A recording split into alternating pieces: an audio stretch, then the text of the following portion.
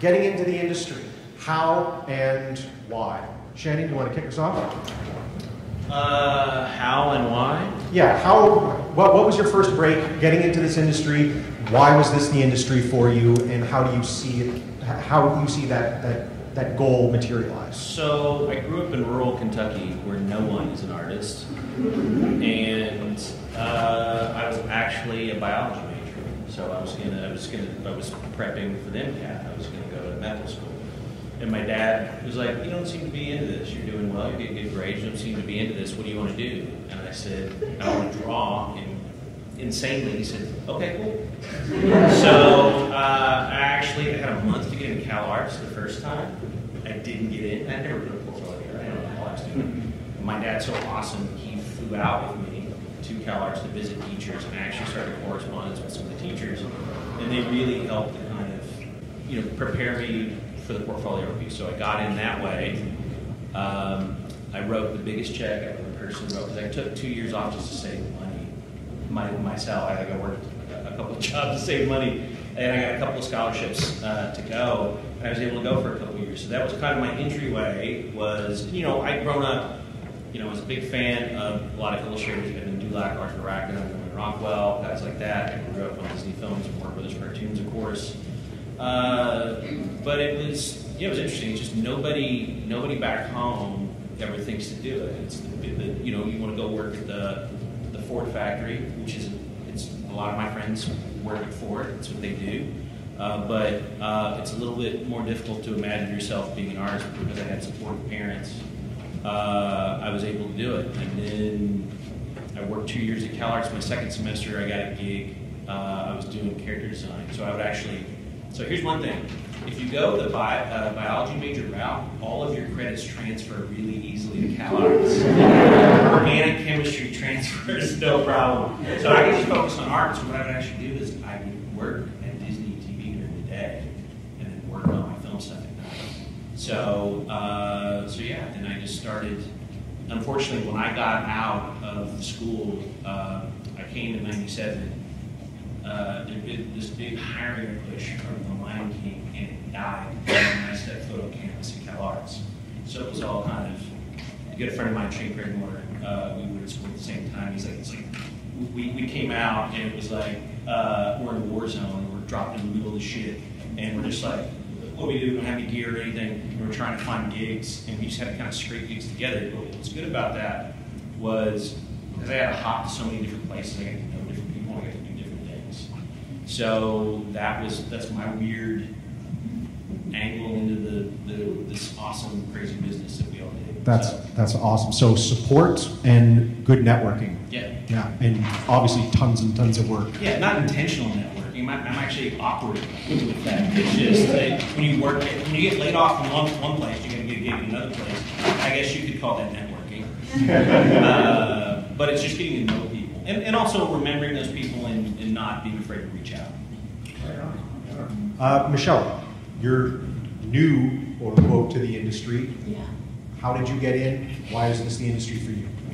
So my why as to why I'm in this industry is because ever since I was a little girl, like everyone else and their mothers, I'm pretty sure you've just liked drawing and just like doodling, and you found a lot of enjoyment in it. And for me particularly, I used to own a Magna Doodle, so I used to draw in it, then I erase it, then I draw the next scene that comes after it, and then I would like make books with my dad and just be like, yeah, you write the story and I'll draw it. And we were just, a solo animation team back then. But that's how I knew that I really liked drawing, but the type of drawing that like tells feelings or things that happen to people. And I guess eventually everyone was just telling me like, yeah, Michelle, when you grow up, you're going to be an artist. So I kind of just got brainwashed to believing that I will take a direction in art, but hey, it worked out. So what I like about doing animation though is that I feel like I can put my thoughts, which are very abstract, into a form that can communicate to other people, like especially with emotions, thoughts, and experiences. And that's why I really like telling my stories through art, and that's what storyboarding pretty much is. And I knew that I wanted to create stuff that other people could watch or look at, read, and understand, like, oh, that's what I felt too. And, being able to develop that skill to tell that story very clearly so that you can make that emotion in someone else is just very powerful. But yeah. But how I broke into the industry was, I was born in New York, so I was on the other end of the country. And I was just told about this school called CalArts, and I was just like, God damn, this school is intimidating. And everyone was just like, there's a 3% acceptance rate. And I was like, how the fuck am I going to get into this school? So it really motivated me to really build a portfolio that could, entail to what CalArts wants, because they really want to look for storytellers or people that seem like they might potentially become a filmmaker from what I personally went through, and they really liked seeing you develop your ideas. So it's kind of like, even before you get accepted into the school, they want to see that you're thinking about making a film. So that's what I kind of treated my sketchbook like. I would just draw thumbnails and be like, here's story 1, here's story 2, I don't know, along with the occasional life drawing and whatnot. And I didn't think I would get in, but I magically did. And I pretty much went through the whole 4 years of CalArts. And one thing I would like to make known, though, is that you don't need to go to CalArts just to get into this industry. There's a lot of options out there, but I just feel like this is still an industry that's not really out there, and not many people have the education to understand what it takes to get into here. But there are online courses being taught by industry professionals, because they need to make some side money too. And there's also courses like CDA, which is a class in Pasadena. And I know a lot of friends who have never been to CalArts, and they went to these classes to pursue animation without having to drop their life savings on it. And pretty much after CalArts, I kind of went through my own struggle bus of trying to find a job. I spent a whole summer just applying, just getting rejection after rejection.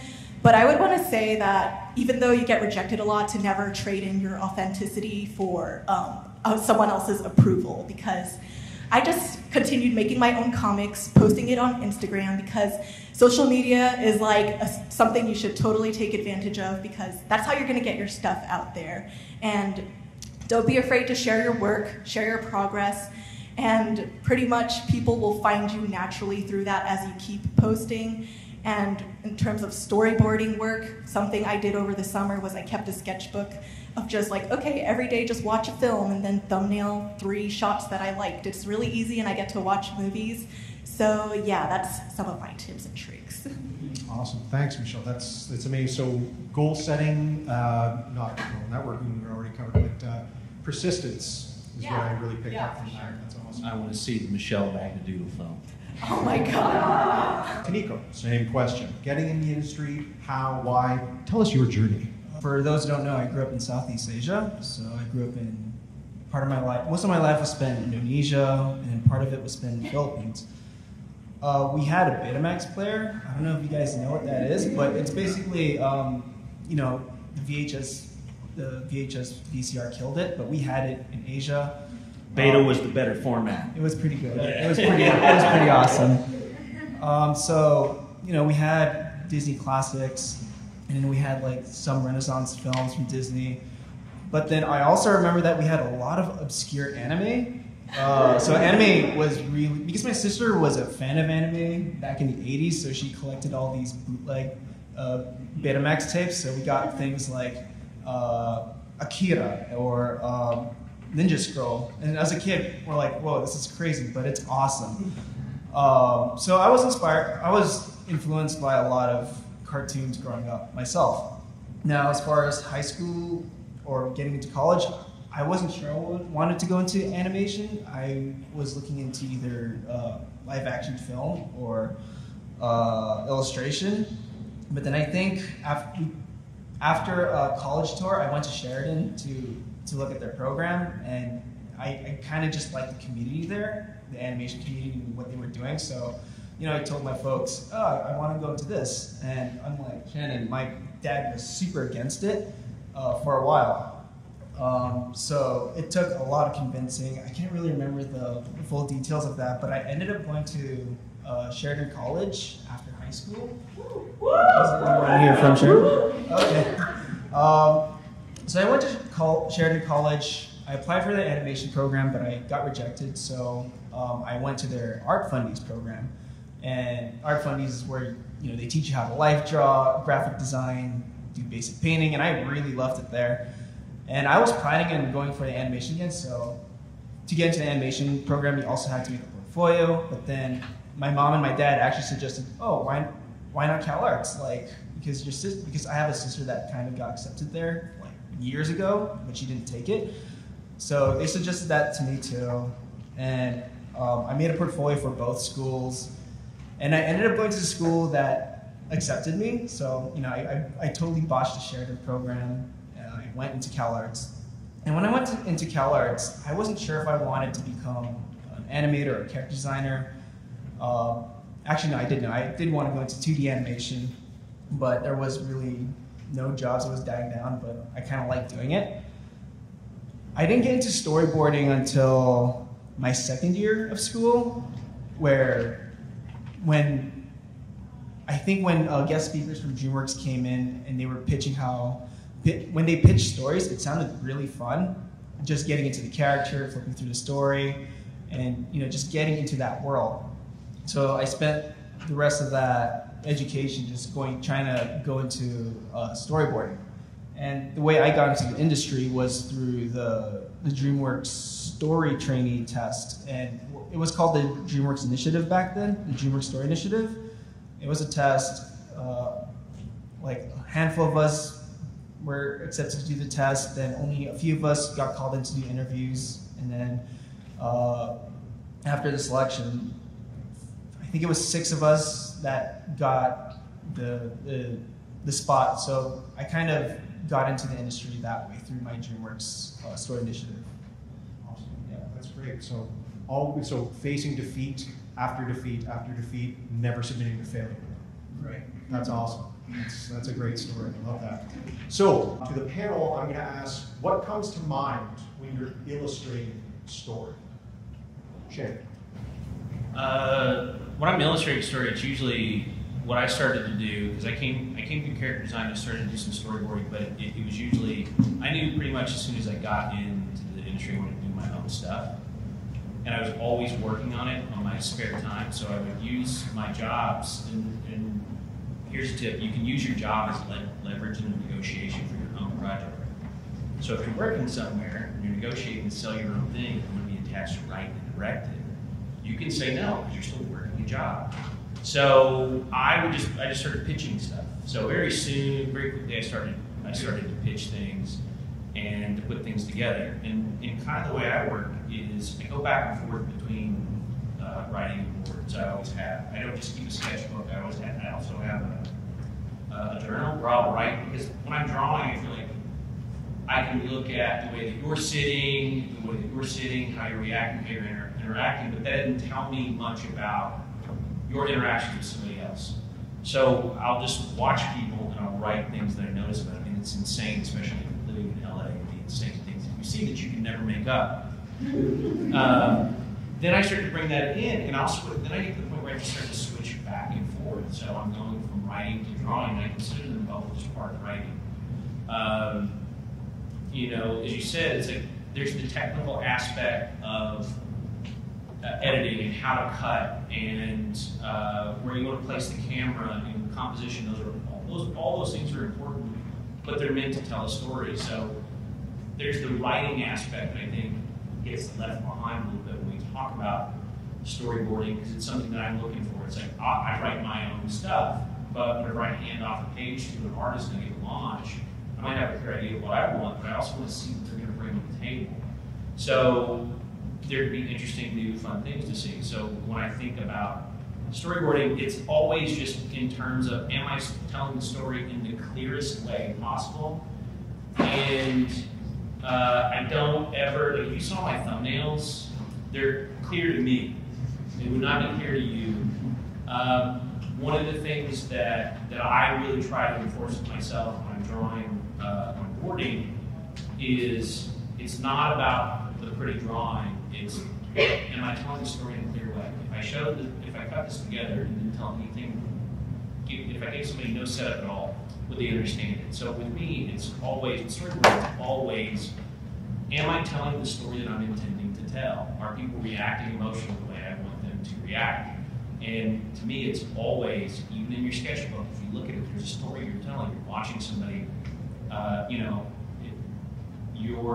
I just saw a mother in the airport, it's the best at the airport, a mother she's got her baby strapped to the front of her, she's trying to drink a little coffee, and she's also trying to look at her iPhone, and the baby's just kind of knocked out with its head lolling over here, and I can draw it, and I will draw it, but I also want to remember what's happening.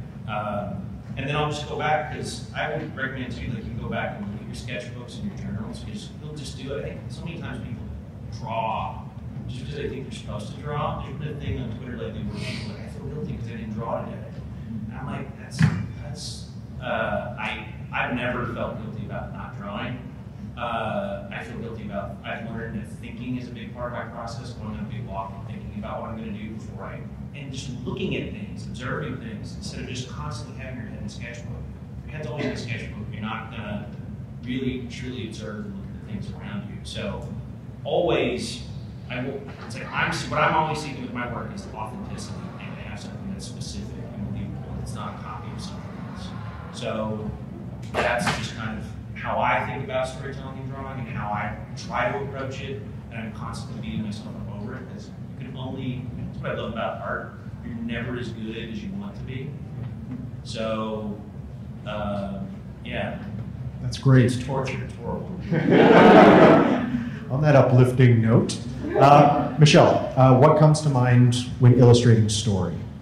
Well, normally if I'm not given a script and if I'm just working on my own personal thing, most of the time I will start to draw from my life experiences. But on a technical standpoint, things I like to think about when I am drawing like a storyboard or something that conveys a story is, what is the situation happening? 2, what is the emotion that you're trying to convey in it? And 3, what angles of the camera or framing is going to help portray that? Because, for example, if you have this super dynamic shot with the foot being so giant and the person is so small, you're going to be like, wow, this must be like some intense shit happening. If you have like a middle shot of a person just from shoulder up, you're probably conveying something on their face.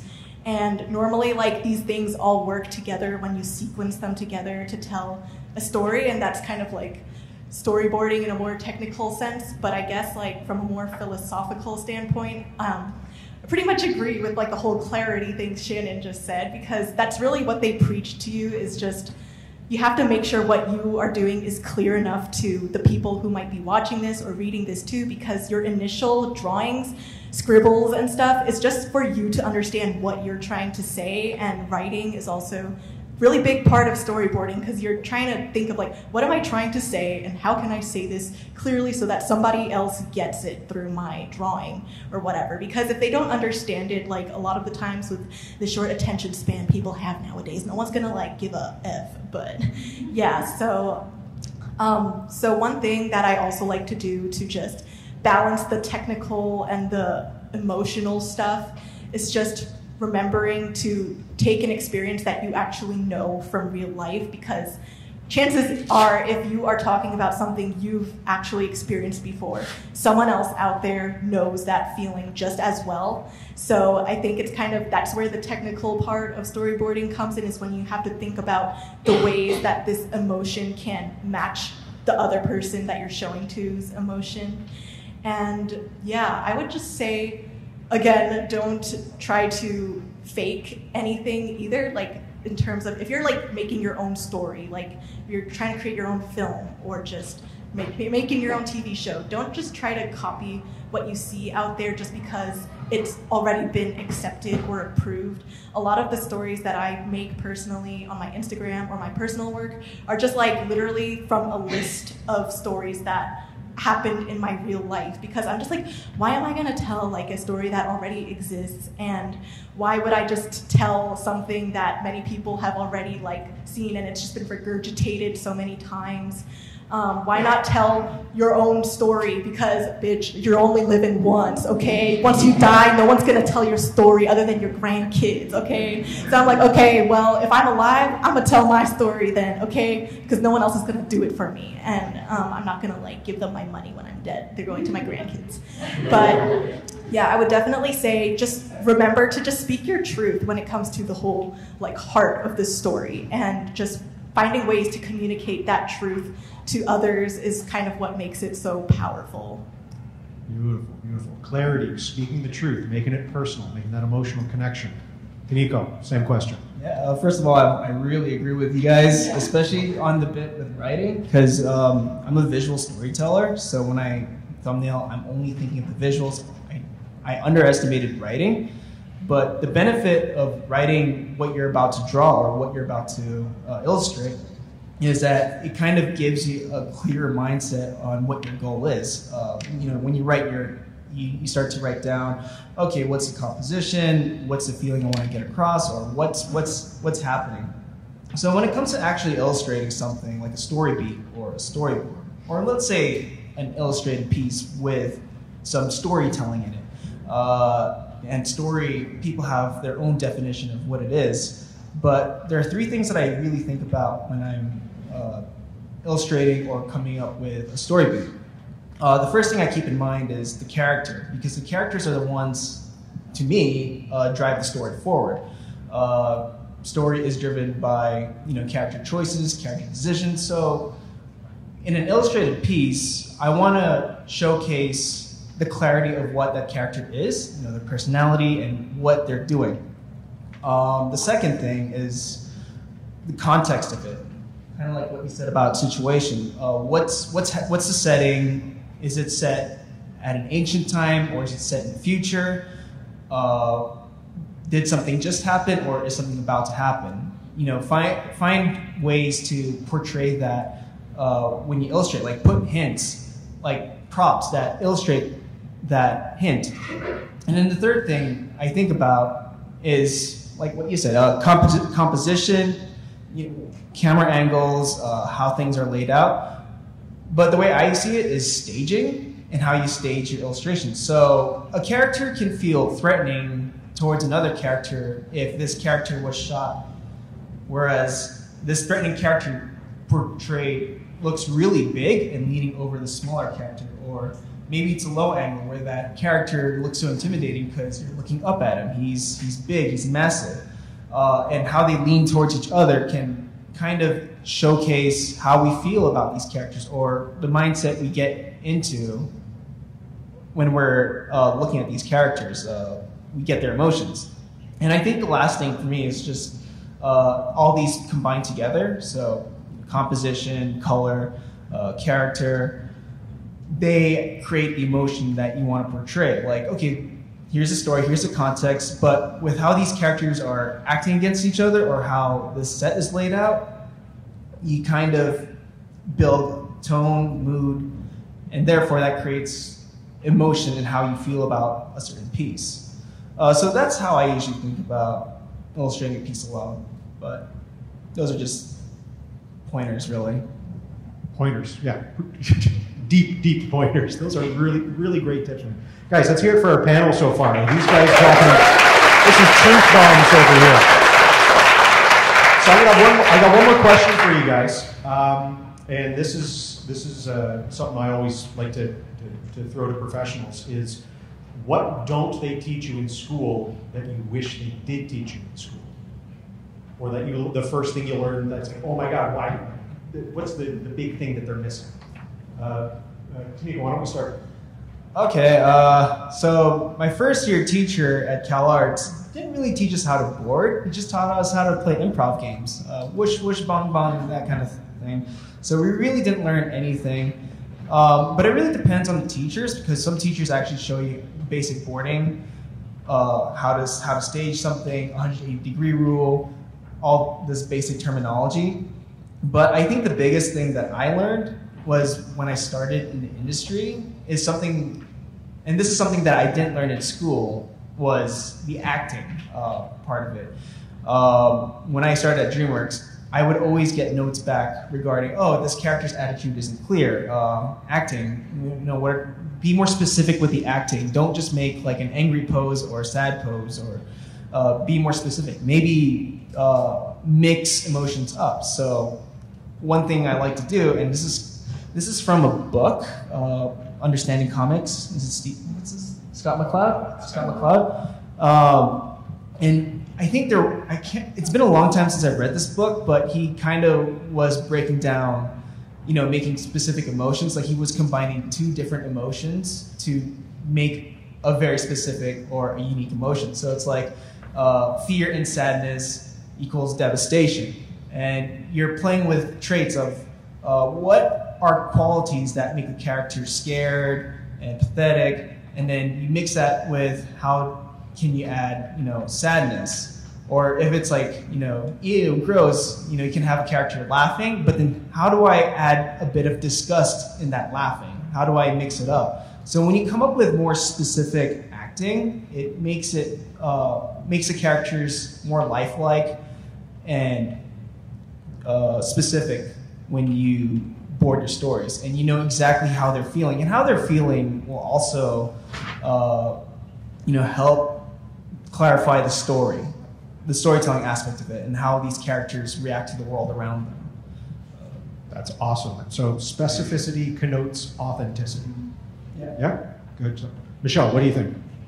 Well, I just graduated last year, so I got a list. Just kidding. I'll just keep up with you. But one thing that I would say they don't really teach you, and you kind of have to figure out yourself throughout school, is that because you're going to an art school, I feel like everyone's immediate thought is, oh my God, I have to make this painting beautiful, or I'm just worthless.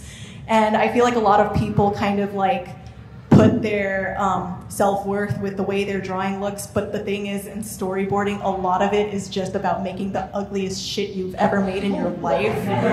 So that's why I kind of just now keep a sketchbook where the intention of it is to just literally have crappy doodles in it, to just thumbnail things out, because when you thumbnail, the way it feels when you draw is very different from when you're lining an illustration in ink. Thumbnailing kind of just feels like you're just writing, but in a drawing and shapes. Just be okay, the person is here, the person is there, then they go there, and you're just kind of speaking to yourself in your mind.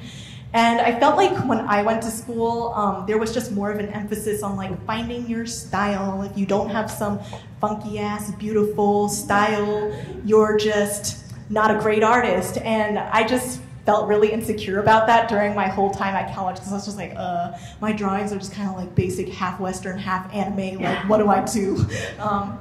But I think that's the thing, is because even in my storyboarding classes, they teach stuff about staging, and they teach stuff about camera direction and all of the really good refining parts of storyboarding. But the part that's the rawest, which is where you get the best ideas from, is when you're boarding, because if you're stuck working on this really refined illustration, you're never going to really have the time to think about, oh, what if I tried it this way? What if I made the angle really low or really high? Or what if I just made it this type of shot? And I feel like the thumbnailing process is very crucial to storyboarding in general, because a lot of the times, everybody says, you're just killing your own babies at work, because you board out something and they're we might need to change this. And a lot of the times it's not your fault either. It could be a change in the writing, it could be a change in just what the show creator, director, whoever is in charge wants. And you might have to get rid of everything you just did. But if you spent your whole life just making these boards so beautiful, you're just but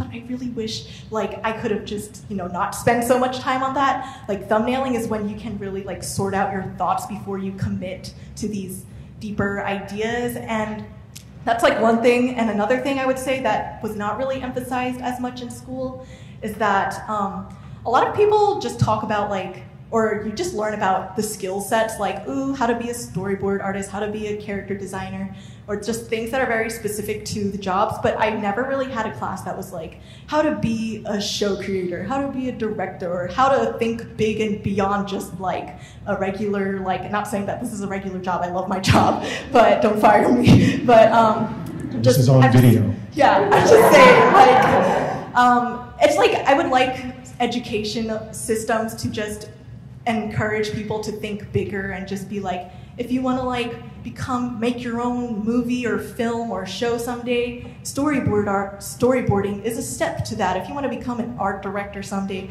character designing is a step to that, instead of like, oh, that's just your end goal. Because I feel like, I would say CalArts does do a good job on helping us hone our voices, because that's where you had the chance to do 4 different films. That's like 4 years to really explore, like, looking for what you really want to say in this world. But I don't know what other school systems are like, but it's something to just not lose sight of if you are going to school right now and everyone's just saying, if you want to be a storyboard artist and you don't do this, you're just not going to be a storyboard artist. It's like, okay, well, girl, what if I want to be like a director someday? Just like don't limit yourself to just a position if you want to do more in the future. Awesome. Fire over here, people. Fire. All right, Shannon. That's a perfect lead into what I want to talk about, because most of the things that I learned when I started working professionally and having directed and done some things like that have nothing to do with art. It has to do with how to manage people, how to delegate, how to communicate clearly with people, and how to collaborate with people. And there's a lot of things that I'm seeing now where I'll see artists who I'm hiring to work on my project who have, 10 times more Instagram followers than I do, but they can't turn a goddamn character. And I'm like, that pretty drawing you did 70 times over the last 60 days, it's great, but I need you to turn that character. So there's the production, there are the production skills that you have to learn to be able to work on a crew. Everything that Michelle said about, like, if you want to do those things, it's dead on. Like, you want to have a clear vision, you want to have a clear direction, but when you move from school to production, you're not working in isolation. It's not just you against your film. I say it's against your film because you're always struggling with it, you're always fighting with it. It's you bringing a bunch of people together who this is not their thing, so you have to get them excited about it. They're going to spend time away from their homes and their families and have to work overtime and work weekends and things. You want them to be part of it. So if they have good ideas, use those ideas. But you also have to be able to communicate clearly what it is you're trying to get at. I've seen lots of directors that I've worked with who they couldn't communicate an idea clearly. They might be a brilliant artist, a brilliant board artist, but to actually sit down with an artist and say, this is what I would like for you to do, they can't do it. And communication is an essential skill when you work, whether you're just working in a single position like a character designer, storyboard artist, or if you're leading a crew, especially, most of your job becomes managing people, working with people, and you'll end up to a point where, when we were in production on Kubo, we had 350 people, and I had to go from room to room and set to set, communicating with people all day long and saying, this is what I want, this is clearly what I want, or saying, I'm not quite sure, what do you got? And then being open to that stuff too, because what you can find too is you come in, you have a clear idea, you live with it for a really long time, and you feel like, this is it, this is exactly what I want to do, and then there are other voices, and there are other people who want to support you. One of the things that you're going to have to do, absolutely, outside of just collaborating with artists, is collaborating with the executives that you work with. And you can either decide to have a confrontational relationship with folks like that, or you can decide that we're going to work together. And what's awesome about, if I may kind of like stamp my foot and support Netflix right now, is we're all on Netflix right now, is they're letting us make our films. But that doesn't mean I'm not going to listen to anything anybody else has to say. It's being open to other people's ideas and voices, and that doesn't just mean other artists and writers in the room. It means other folks who have different kinds of experience, who can see something that maybe you're missing because you're approaching it from a different point of view.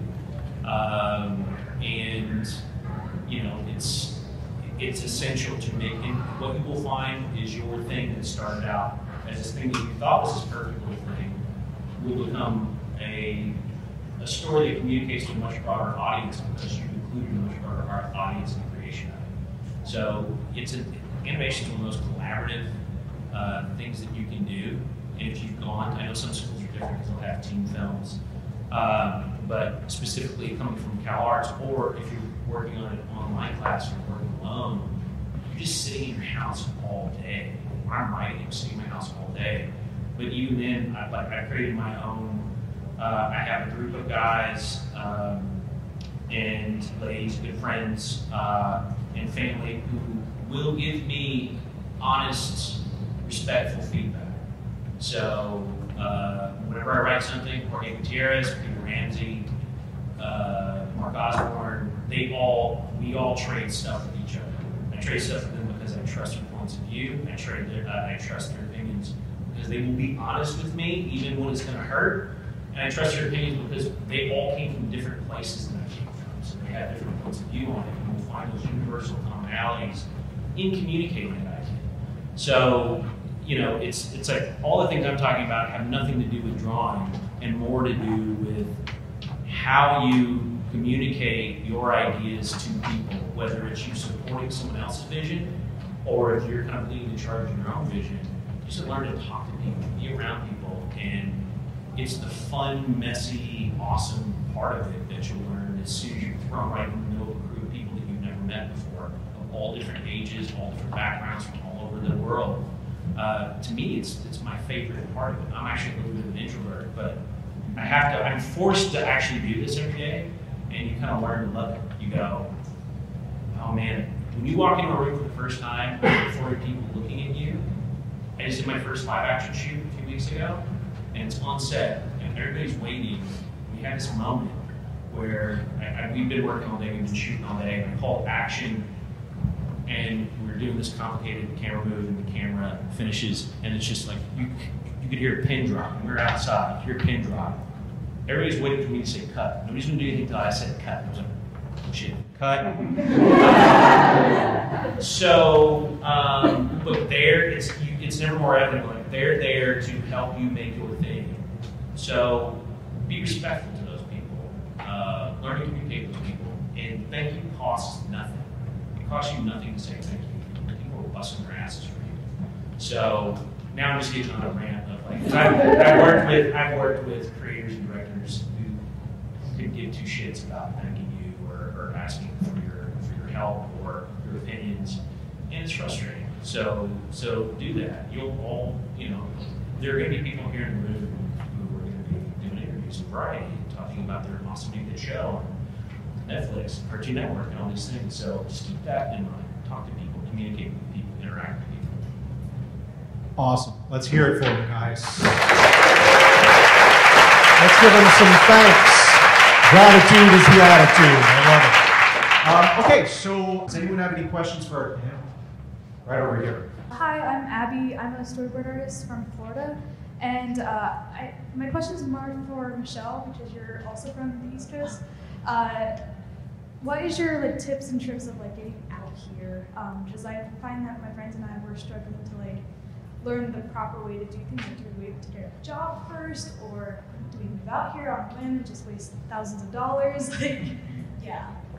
So I'm originally from New York and I moved here, and I guess I had an easier transition just because I had a college to go to, so it's like, okay, well, I guess I'll have to move here. Can't Skype every class, but so one thing I would say for someone who doesn't necessarily have a college or school to go to, because I have a lot of friends who are on the same boat too, is that, of course, finding the job first would be better so that you can not have to waste so much money on rent. With technology nowadays, studios are able to do Google Hangouts, FaceTime, and stuff like that. Half of my interviews were through FaceTime. It was super ratchet, but they'll do it. So I would say you should focus on landing the job first, or trying to take classes to just get the connections so that you have people that are there. And then once you get some connections, make some friends, it doesn't hurt to just take a trip out to California to be do I even want to live here? Because I mean, it's at the end of the day, this is still kind of a job, and you have to be happy with your life here.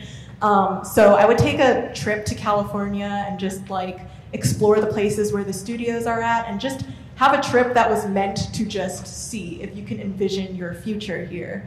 And then after that, I would say you just continue to just wait and see if you can get any jobs or opportunities, and just continue doing your thing. Like, don't give up. Persistence is key.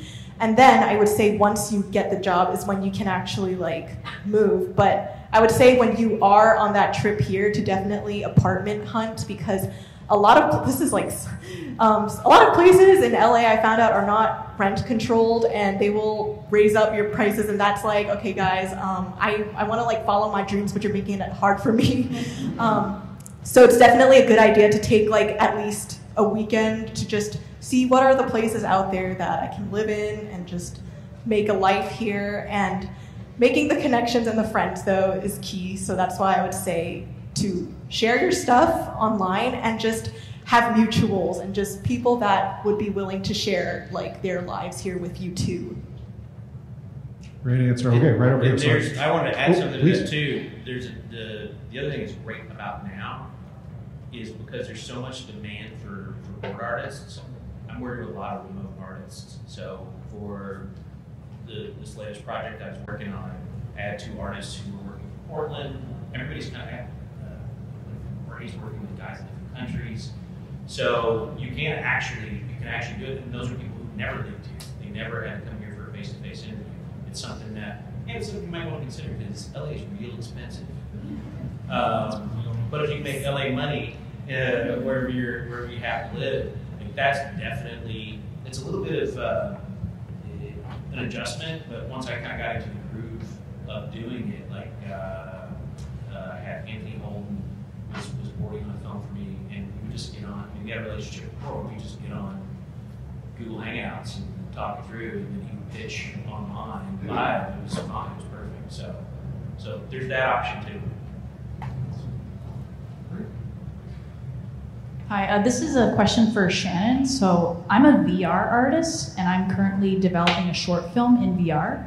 And I understand that you created a VR short, the On Ice one. I was just wondering what your process was. You don't have to explain everything, but like maybe a tip for, I'm at this stage where I'm storyboarding the film, and like I just am curious what you went through, because it's such a new medium, working in VR versus working on a 2D plane. Right. So I was ported to VR later, but we were starting to use, this is 4 years ago now that we did it, but I was at Google and we had a lot of tools at our hands, but things were still so new. So I started to traditionally board it, and they were saying, you need to get your mind, they would say on device, think about on device, or I was saying on device. And what was funny is they would also say the software is going to fail, because they were writing it as I'm like, hey, I need to do this in the short. I'm like, well, we don't have that, so we have to write it. So what I would find is when I was doing that short, we would run it at night so that I would have a real-time run-through like in the morning, and it was always broken. I never got to see my whole short play through once during the entire. So guess what I had to do? Go back to boarding.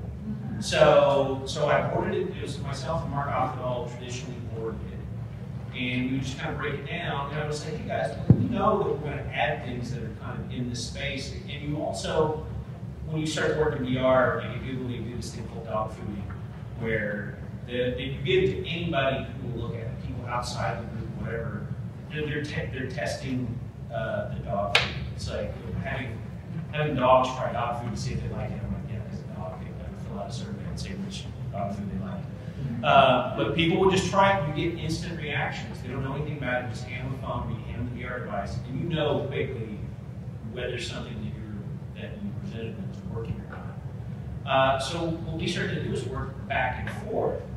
Now the stuff that I'm looking at is I've actually seen several VR shorts. I love it. It's a different way of looking at things. My personal opinion is this idea that it has somehow democratized film, that you're the viewer, you have the camera, you're the director. I think it's bullshit. You're making choices as a filmmaker that you're placing there. If you don't tell a story in that space, people get bored with it real fast. You see they're like, okay, cool, there's a T-Rex just running by. What else you got for me? I want to see a story. There are different ways that you can tell that story in VR, or you can tell multiple stories. You can have a subplot happening over here while this thing holds. But what I'm actually most excited about VR right now is as a production tool. And what's cool about where we are now, like a lot of the big studios that will have their set pipeline, and they don't want to break it, they want to keep it to that set pipeline. And Netflix right now, because each production is treated differently, I'm looking to VR to kind of help things, an example without getting in, or on top of that, stop me if I'm about to reveal something secret. A friend of mine is doing a film at Netflix right now, and he's using a multimedia approach, I'll say. And he needed to be able to see something mocked up quickly. So he actually had one of his development artists go into Quill and built the set in 2 hours. And then Mark put the headset on, he's like, we can't do that because I can only shoot it from one angle, so we're gonna have to tweak that set. He knew it in 2 hours. Instead of, we were just talking before about, I'm so tired of seeing board artists kind of, first off, compete with each other, because there is a little bit of competitive nature, I think, to all artists, which is why you see board artists animating the boards. I hate it because it's burning board artists out, and it's not using tools that we have now to actually come up. It would be better to do a moving camera over an expansive background, right? So I think using tools like that, where we actually can look at a space and block it, as it were, live action film. These are tools that are using live action already. Bring it over to animation, we're supposed to be driving the tech, right? And explore things that way. Because you can go scout the set and you can go, oh, I've got an idea for this. So, I mean, the making of it was a back and forth between traditional things that I knew, brand new techniques, frustration of dealing with software that was constantly breaking because it was so brand new. But just the focus is always, am I telling a story that people are engaging with, and how to engage? And if you saw my short, the number one thing I wanted to do was when people said, oh, you're the director now. I intentionally removed the ability of the viewer to see the thing that they want to see. Because I was like, no, I'm controlling it. I'm making a directing choice. And so that's the kind of fun stuff that you can do in VR too. So the process I would say is lean heavily on the traditional things that you know on filmmaking tools. They're still totally valid. And then you've got experience in it by now. Go see the new things that you can do too that will actually support your main tool techniques that you use. But I even now, after having done it, I would still work traditionally. It's helpful. Awesome. Are you guys good for a couple more questions? Awesome. Hi, my name is Dale. Thank you for doing the talk today. It was really great. I was wondering, as filmmakers, and this is to all three of you, what would be the one thing you would want the audience to walk out with from a feature film for you to feel like it was a successful project? I mean, it really depends on what you want. If you're the filmmaker, it kind of really depends on what you want the audience to feel. Like if they come out, feeling emotionally moved, that's also a good feeling. But sometimes if you have an audience come out laughing their asses off, that's also a really good feeling. Or some people like seeing people just talk about their work, going, "What the fuck was that? Like, what did I just see?" Like, just I guess it really depends on what your goal is or what you gear towards to. Yeah, so to say it's like I want to kind of speak to people in a universal way. I want people globally to get something from this stuff that I'm creating. It's the things that excite me most whenever I go to see films. For me, films are about transporting. That doesn't just mean fantasy. So, for example, one of my favorite films in the last 10 years is Moonlight. I don't know what the experience is to be black and gay in Florida. I don't know what that is, but Barry Jenkins so beautifully communicated that I felt like I was transported to a different place I would never get to experience.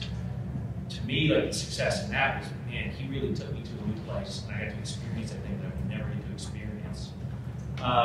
But it comes down to your intent. If you, as Toniko said, like if you want people to cringe when you watch your film, and they cringe, success. If you want people to be terrified and they're terrified, success. If you want people to be happy and they come out depressed, failure. That's that to me is like it's if you intended one thing and the majority of the audience, you're never gonna please everybody.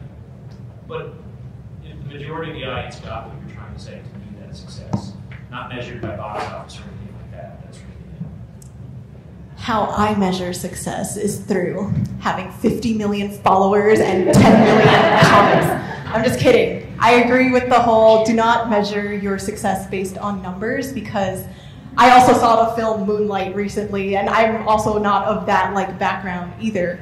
But I agree with how pretty much I feel like how you know when something is successful is if what you were trying to convey was understood and the person was able to feel what you were trying to say. Because again, at the end of the day, the root of storytelling just went back to when we were all primitive cavemen just sitting on rocks and we're just like, and they're like, yeah, like they get it, like they understood each other, and that's a successful story. Like, good, you told your story and they got it. And I feel like that's what is always why clarity is always so emphasized, because what you might see in your head is not always the same as what someone sees in their head, but you're trying to like compromise between your life and your audience. And so that's how I know if something is successful, is just if someone was able to just literally be like #relatable because they related to it. And I think numbers only really tell you so much. Like they can tell you something, but after a certain point, like everything is subjective. You can't really just say like a movie was successful just because like the whole world like just put down money for it and decided to watch it, because there are some great indie films out there that are made by independent directors that just don't have that exposure, or like there's just so many other factors that go into something that is really subjective, because not everyone is going to like the same thing, and not everyone's going to think that something is successful when they might just like certain types of things.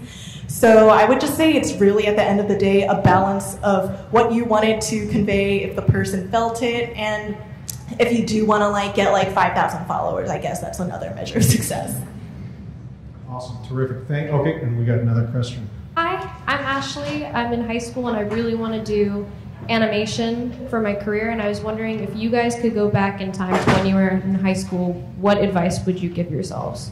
Well, for me, I always think about like things like how a lot of the people I work with now, I realize didn't attend CalArts or drop their whole life on an art school. And for people who don't want to like spend that much money on going to a really, really expensive school, to know that that's not the only route that's out there for you. Because I mean, I feel really privileged to have had my parents like help me along this way, and you know, coming from like Asian immigrant background, it's just like I really don't want to see my parents like financially struggle, and I want to get to a point where I can like help them back in the future when I make that bank.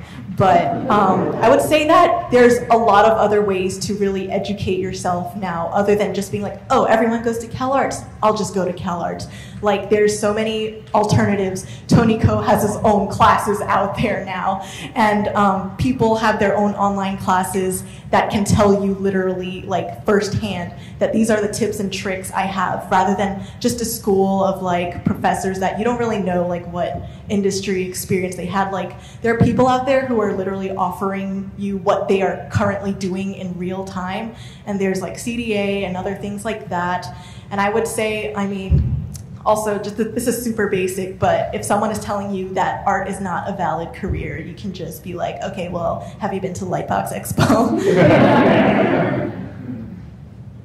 I know when I was in high school, I had to juggle between, I mean, the IB program, the AP program, all these things that I really didn't have a care about, and it really didn't matter. I'm not saying that you should like just completely outright just ignore it, but I'm just saying that with animation, with your work, or with art, you can build more opportunities for yourself. And with today, nowadays, you can actually reach out to people you admire, people you follow, and just ask them questions like, hey, I like your work, I'd like to get some pointers, some tips. And I did that a lot since I was in high school myself too, because of the internet. Nowadays, we have a lot more access to resources than we did 10 years ago. I think that was the last time I was in high school, so it's a different world now, because nowadays also, you can also look into workshop schools too, instead of full colleges. A lot of the workshop programs like CDA or CGMA, they teach you all the skills necessary for a job. But if I was to tell myself, if I was to go back in time and talk to my high school self, I would just tell myself to, enjoy my high school youth and learn to appreciate it, because after that, there's going to be a lot of self-discovery and hard work on the way too. Yeah. Two things I would say is, because I had gone down a different path early, what was good for me about CalArts, yes, it was expensive even when I was there, but the first time I came out to visit, I was like, these are my people, and I hadn't been around those people very much before. And there was a community that we actually had there, and I still work with a lot of those folks, and I have a connection with the school. And it was great to have that community. I think you can have that community now, find people that you trust, that are interested in the things that you are into, and work on stuff together. Give yourself projects to do. A big thing that I wished I had done more of, I was always into film. Become film literate and read. Those two things are for me. So many times you will be in a room and you're talking about something. It's not that you want to make something that's derivative, but there is a certain level of film literacy that you want to have. It's part of what we do. And I find so many times, and I found out early in my career, I go in a room and people talk about films I didn't know about and I hadn't ever seen. And I got introduced to those films by talking to people, and it opened up a whole new world and a whole different way of storytelling. I wasn't just watching, one particular kind of film. I wasn't just watching an action film. I was watching smaller films, older films. I grew up watching really old films. My mom's a huge fan, so I watched Danny Kaye, and John Huston, and John Ford films. All those things are things that I find that I wish I'd known more about coming into it, and I wish people coming into the industry now would do more of, because it's the cheapest thing you can do, especially now. You have so much access to not just watch films, but to be able to watch breakdowns of every frame's painting on YouTube. It's awesome. It's really, what I love about that guy too is he's not an asshole. He's not criticizing things. It's really easy to criticize things. He's breaking down why he loves, trying to understand why he loves the things that he loves. And what are filmmakers doing that are successful for him? So I'd say study those things and do it in a joyful way. Don't have it be a job. You're going to have that when as Nico says, when you get out, you're asking to be working, you got to pay bills. Enjoy that and try to keep the joy. I'm the oldest dude up here. I can easily say that up here on the panel. And I've seen a lot of guys my age who get too bitter. It's horrible. It's venomous. It's no good for production. So I'm sure you have a certain level of excitement that you're here now. Most of the time when I come here, it's a college student. It's very, I don't know about you guys, but I don't see a lot of high school students come through. So it's awesome that you're here. And the excitement that I imagine you have now, keep it and do not let bitter, nasty vultures kind of take that away from you. So that's the advice I have. Just like swat them out of the way. And another thing, this goes back to the things that you learn when you're in production. People will want to shout over you. If you've got an idea, push through so that they hear the idea. Don't be intimidated by people. Be respectful, but don't be intimidated. Because your idea could be the one that breaks the project and makes it better. So there's that level of confidence. And I think talking film, discussing with people, being openly, criticizing with each other, open to criticism, will help you with that. Those are all the things that I wish I had more of, instead of just sitting in my room by myself, not talking to people, not having a community to draw from. That's what I would say. I also just want to add, because it is so easy to be like, oh, this is bad, this is terrible, this is bad filmmaking. But the way I think about studying a certain style or film or a piece you ask yourself questions like, okay, how does this make me feel? Why does it relate so well to other people? And like, you kind of start to dissect it. Like, how do you feel about it? Why does it work? What makes it work? Instead of just going, oh, it's bad, this is good. This is the accepted style. Everyone loves it, therefore it's good. But some people, again, art is subjective. You might not like the things that everyone likes. So just ask yourself questions when you are studying something, like, how do I respond to it? Instead of just going, oh, this is either good, pretty, bad. Delve more into it. If you don't like it, know why you don't like it. Yeah. Literate about why you don't like it, because that's as helpful. Films that you don't like and bad films are as educational as great films. Also, this is adding on to a little cheat sheet if you want to like study storyboarding while you're still in high school or whatever. There's this website, totally not sponsored, called cinematicpaintings.com, if you don't know of it already. Honestly, if you're like just wanting to practice, just look at all the different shots on that site and just, I don't know, replace it with your own story or your own ideas to just see like how other people are doing things. And copying is such an essential part of this that gets shunned. So I would say, obviously, if you're copying someone and if you're going to share it to the world, make it clear that this was referenced or that you use this to study. But I think, like, honestly, that's how I got into drawing and stuff, is just copying other people and not being afraid to just admit, like, I referenced off of this person, and it kind of just what helps you build your own voice as well, by knowing who you like, what directors you like through their shots and through their work. Hi. I'd love to hear about a little bit about the choice of vehicle for a story, because is it just basically about getting it out there? Or like, for Michelle, your comics, is it because you just want to tell it and then you're just going to do it yourself? And or does the vehicle affect the story? And like with Kubo, getting it out there, was that more important than the vehicle? Like, because you would have adapted it in a different way if it wasn't stop motion and stuff. So just like maybe about like how the vehicle shapes the storytelling. Does that make sense? Yeah, I feel like for me, my vehicle was definitely just being able to get my idea out and to communicate with people. Because even though I'm an introvert, I'm an INFJ, so I'm the most extroverted of the introverts. So I feel like I always have this innate need to just like talk to people or just communicate what I feel to people. And that's why if something I wanted to make or create communicated successfully to someone, it's a success for me. And I feel like just having other people feel that impact like the same way I did when I'm like in a movie theater and I cry over like a scene or something. That's like what I want to do to people, like not like make them cry, but like not like the bad way crying.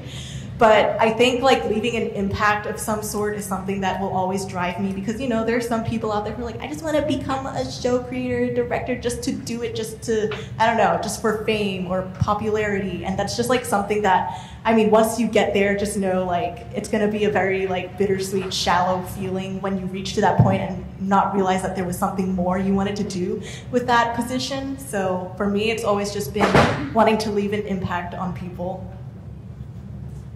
For Kubo, what you're talking about in terms of the medium of stop motion and why I chose it, well, I worked on Coraline, so I knew that Laika was, I could never, a film that opens with a child that's had its eye ripped out by its grandparent who's never been made Disney. So I pitched it there because I thought it was the most likely, the place that would most likely make it. But there was also the stop motion element, because a lot of the inspiration for the character designs I did for the film is based on Nino dolls, which are it's handcrafted. There was that quality of handcrafting. And my wife, Megan, who's a paper artist, who's actually here, it was the story of because her mom had dementia, so that's where the story kind of it was a marriage of my interest in Lafayette Yohan's translation of Laika, and then her relationship with her mother. But that's why Kubo was a paper artist. So there's that personal element too, like handmade things that communicate to people. So the fact that I I thought they would be the most likely place to do it, and it was the medium I wanted to do it in because there was that connection with handcrafted art and Japanese culture is why I chose to do it that way. And in terms of just making a film, maybe this is ego, but man, there's nothing cooler than sitting in the theater on a big screen and having a room filled with people watching your movie. And it's painful at times because you're like, oh my God, we didn't have time to do this, or we didn't do this. I wanted it to be this way. There's that part of it. But then when people are moved emotionally, when people are talking about it, and they come up to you after and talk to you about how their families, like, there's this, somebody on Twitter reached out to me and said that they had a difficult family life. Their mother had dementia, and they had never really spoken about it or talked about it, but that film made them be able to communicate with their spouse about it. That was just an added benefit of my ego-driven desire to see my movie on the big screen. But it's humbling. That part is humbling. So I love film. I wanted to make films. I'd like people to see the films that I make. Not many people saw Kubo, but it's what's that? The box office says. How is success measured? Yeah. Unless you want to do another movie, then it matters. But no, those are the reasons that, in terms of like pitching it to that place and making it the way that we made it, that's what drove those choices. So. Fantastic. The medium is the message, I guess. We had another question over here. Yes. Hi, my name is Anna. I am a 2D character animator, and I'm hoping to get into storyboarding. And I was wondering if you had any tips, any advice on how to transition from a character animation mindset, I guess, into a boarding mindset. So I also focused heavily on character animation and moved into boarding. And one of the things that kind of continued from character is, from animation, is the acting aspect, is the character, drawing the characters and making them think, making them feel. So a lot of that translates really well into storyboarding. The thing about storyboarding nowadays, and I mean, we were talking about this earlier, is that a lot of storyboard artists tend to animate. And a lot of storyboards in TV productions, shows with action or a lot of acting, the story artists usually animate those characters in those boards. So having a lot of those character animation skills transition really well and really help you when you're boarding scenes with characters with acting. And then there'll be times where you're told to, okay, they want an elaborate move of a character jumping, and they want it specific. They want it to have actual characteristics, like if it's a cowboy, have some of the characteristics, show it pose by pose. You can use those skills when you board. Some of my animation friends usually joke that storyboarding nowadays is animation. It's fun animation without having to do in-betweens. It's just the breakdowns and the key poses. But I mean, there's another layer to it besides the character stuff. It's also, now you're thinking about the whole picture. What's the point of the scene instead of what is this character doing, or what's the point of the character? It's more about this sequence, the scene that you're boarding. What is the point of this story of what's happening? Are you trying to tell a story about this character's depression, or is it just a small scene where you're seeing a character act everyday, day-to-day life? So again, animation does help translate well into the acting moments of your characters.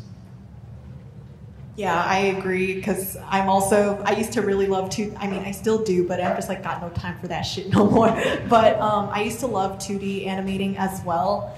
And I would say if you really like to animate 2D, it does give you an upper hand with especially like posing, because especially with the shots that require a shift in a character's emotion, you already knew how to do that through 2D, and you're basically just taking the key poses. Like storyboarding to me is kind of just like taking key poses from animation and then like, yeah, someone else will do the in-between for you. So you're like, God, thank God, because you can now move faster in your work. And I would say also another thing with 2D that helps is like with cameras, because you'll know, like, you'll get a better sense of like the space too, to know where the character moves and all of that. And again, it's just less work and just more focusing on posings. I would say in transitioning from animation to boarding, is there's a certain level of performance ego that you got to check at the door, because I found, animator wants a medium or a close-up because they want to animate either full body action that everybody can see, or they want to animate performance in the face and in the upper body. And sometimes that's not the best way to tell a story. Sometimes the best way to tell a story is in the super wide, where the character's this big, or they're thrown in silhouette and you can't see it. It's the camera is part of telling the story too. So I think that would be, I agree that all of the skills you learn from 2D are going to help you. The new skills that you're going to have to learn are telling a story in a way that doesn't rely always on the performance of that character. Because you're going to have things where you establish a shot and the character's not in. You're going to have things where we start in on an object that sets up a payoff later in the story. And also, I think this goes for both animators and then sport artists focusing on a sequence. And something that you zoom out or you're doing your own film is you get so focused on one thing and you get so kind of honed in what that one thing is that you're not thinking about what the whole film is. And so sometimes, and this is painful because I've been on both ends of it, where you've worked on this beautiful sequence, and myself as a director, I see this beautiful sequence, and I'm watching it, and like inside, I'm like, I hate how this is about to end, because I'm like, this is beautiful, I love it, it's funny, it doesn't fit in this film. So it doesn't work in the scope of the big picture of the film, because we do this, and it breaks this, and breaks this, and breaks this. Sometimes there are those things that break it in a good way. And I would say if you really feel strongly about it, push for those things. But I would just say, like, you want to think about, when you're acting and you're thinking about like one moment that you're really kind of focused on, also be aware of how that moment is going to affect the scenes around it. And that's what you're going to have to think about when you board, because you're not thinking about your keys and your breakdowns in the shot. You're thinking about your beats and the overall scope of the story. That's why I like for boarders to communicate with each other. So if they have look-up scenes with each other, I should get them in the room where I'm watching them, the board artists, so they know, hey, you're working on a scene that's connected to this scene, so you guys can talk to each other and collaborate a little bit more, and it'll stitch together. I like to show cuts more. I would say that you're going from a very specific thing to a place where you have to really zoom out with the whole thing. So just be aware of that when you do it. But yeah, you definitely have a leg up on acting and performance coming into boards and being 2D animated. And please, don't stop animating in 2D. It's beautiful. It's a beautiful art form. It is not dead. It's being done all over the world. It's thriving. I just saw some of the folks from My Father's Dragon, which is Laura Toomey's new film, just came by in my office yesterday. 2D film. Wolfwalkers from Tom Moore, also American Slim, 2D film. Miyazaki, well, he's doing this. Damn it, but he did a bunch of 2D films. Still a lot of 2D work going on in Japan. Keep doing it, because just as fans, I want to see it. Awesome, terrific. I think we got one more question. Hi, I'm her dad. I pulled her out of high school, sophomore, so fly down here from the Bay today. And I'm a musician, that's my background, so I don't really I understand what you guys are talking about, but I kind of don't really get it. I had a question that I was curious about, that feeling you get, in the music world we kind of call it a flow, you're in a zone. And I wonder if that's an elusive thing you guys are chasing, how often you feel that feeling of flow. It sounds like your job's super technical and project management oriented, but how does flow impact your day-to-day work? It's not. It's actually not. And when I'm writing, it's not technical at all. It's me getting up at 5 o'clock in the morning and I just roll. And what I force myself to do is work all the way until the end of it. When when I'm writing or when I'm recording, I pick a piece of, I can't work to a song because if there are lyrics in it, it disrupts my thought process. But if I get a piece of score and I'm writing to that and I'll loop it, and I get just, it's like meditation. When you get into it and you can just kind of allow yourself to just go, and I think any artist would agree, it's actually awesome because I do think you can actually relate to your daughter better than a lot of folks can. There is that flow.